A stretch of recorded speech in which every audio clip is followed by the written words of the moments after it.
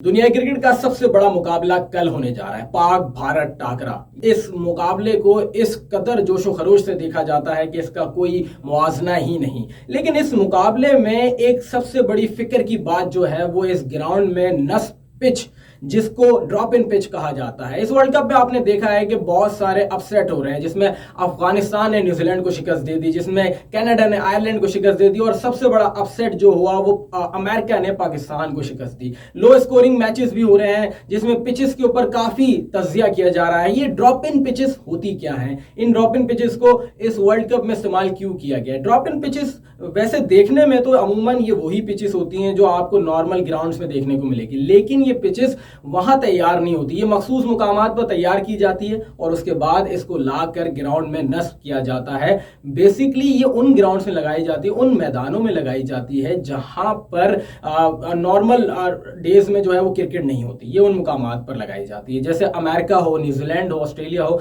जहां पर सिर्फ गर्मी में क्रिकेट खेली जाती है, सर्दियों में वहां पर मुख्तलिफ स्पोर्ट्स खेले जाते हैं। अमेरिका में भी यही है। क्रिकेट पहली बार कोई बड़ा टूर्नामेंट क्रिकेट का होस्ट कर रहा है अमेरिका। इससे पहले रग्बी, फुटबॉल, बास्केटबॉल, बेसबॉल, इन स्पोर्ट्स में अमेरिका सरफहरिस्त रहा है। इस बार America T20 world cup host कर रहा है। बड़े ही कम वक्त में अमेरिका ने यह स्टेडियम तैयार किया और इन स्टेडियम में ड्रॉप इन पिच लाकर लगाई। ड्रॉप इन पिचेस 1977 में कैरी पैकर ने इंट्रोड्यूस करवाई थी और ऑस्ट्रेलिया में टूर्नामेंट करवाया गया था, जहां पर ये पिचेस तैयार करके ग्राउंड में नस्ब किया जाता है और फिर जब सीजन खत्म होता है तो इन पिचेस को हटा लिया जाता है और फिर वहां पर दीगर खेल खेले जाते हैं। अब इस पिच का मसला क्या है? देखें, ऑस्ट्रेलिया और न्यूजीलैंड की लाई हुई मिट्टी से अमेरिका में ये पिचेस बनाई गई हैं, लेकिन जो वेदर होता है वो उस ऑस्ट्रेलिया की मिट्टी ऑस्ट्रेलिया में ही कारामा साबित होगी, न्यूजीलैंड की मिट्टी न्यूजीलैंड में कारामा साबित होगी। वैसे ही अमेरिका की अगर सॉइल से तैयार की जाती तो अमेरिका के वेदर के साथ वो मैच कर जाती। लेकिन इस वक्त मसला ड्रॉप इन पिच का ये है कि अमेरिका के वेदर के साथ ये मैच नहीं कर पा रही,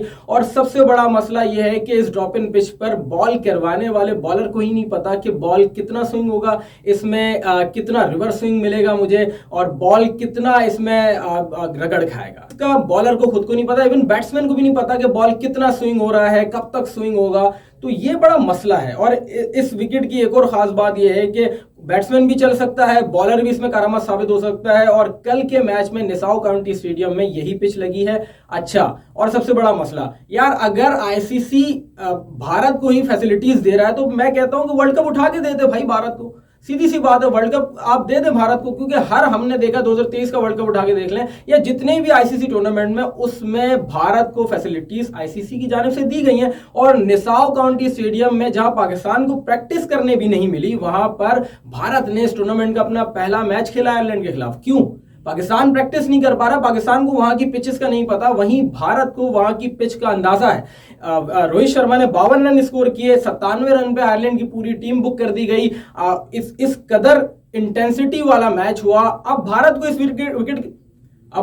इस विकेट के बारे में पता है, वहीं पाकिस्तान को कोई अंदाजा नहीं है। तो भाई आईसीसी को यह कहना चाहूंगा कि जो वर्ल्ड कप है ना, वो उठा के इंडिया को दे दें। मुकाबले करवाने की जरूरत नहीं है। जहां एकतरफा सोच रखी जा रही है और भारत को फैसिलिटीज दी जा रही है, वहीं पाकिस्तान के साथ ये किया जा रहा है, जबकि ये जानते हुए कि पाकिस्तान अमेरिका के खिलाफ मैच हार चुका है। इस वक्त पाकिस्तान का मोराल ऑलरेडी डाउन है और पाकिस्तान पर इस पिच को लेकर प्रेशर होगा।